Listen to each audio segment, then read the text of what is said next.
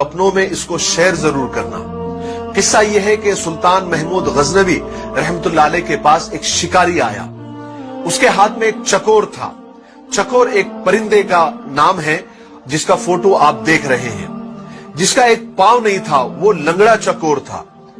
सुल्तान ने जब उसको देखा तो सुल्तान को वो चकोर बहुत पसंद आया। तो सुल्तान ने उसकी कीमत पूछी तो शिकारी ने उसकी कीमत बहुत बताई, यानी बहुत महंगी कीमत बताई। सुल्तान हैरान हुआ और शिकारी से कहा कि भाई ये तो लंगड़ा है, इसका एक पांव भी नहीं है, इसमें ऐब है, तुम इसकी इतनी कीमत क्यों बता रहे हो, इसको इतना महंगा क्यों बता रहे हो? तो शिकारी ने जवाब दिया, सुल्तान ये चकोर में एक खास बात है, वो मैं आपको बताता हूं।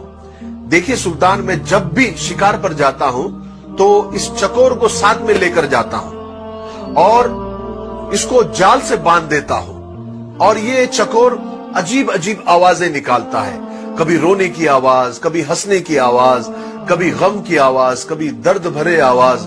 तो इसकी आवाजें सुनकर ये अपने साथी चकोरों को बुलाता है, अपने कौम के चकोरों को बुलाता है और इसकी अलग अलग आवाजें सुनकर बहुत सारे चकोर इसके पास आ जाते हैं और जाल में फंस जाते हैं। और फिर मैं उन चकोरों को पकड़ लेता हूं, उनको बेचता हूं और इसकी इसी टैलेंट की वजह से मैंने बहुत सारे पैसे कमाए हैं, बहुत सारे चकोरों को फंसाया है, तो इसमें यह टैलेंट है।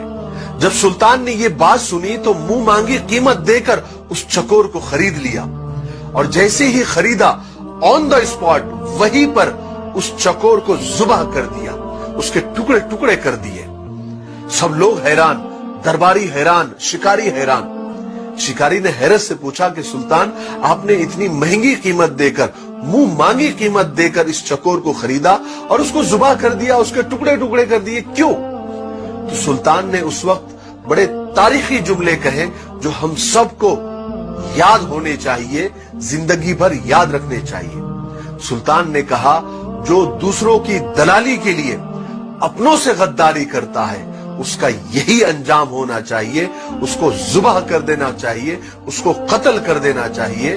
उसका जिंदा रहने का उसको हक नहीं है। उसका जिंदा रहना अपनों के लिए और अपनी कौम के लिए वबाले जान है।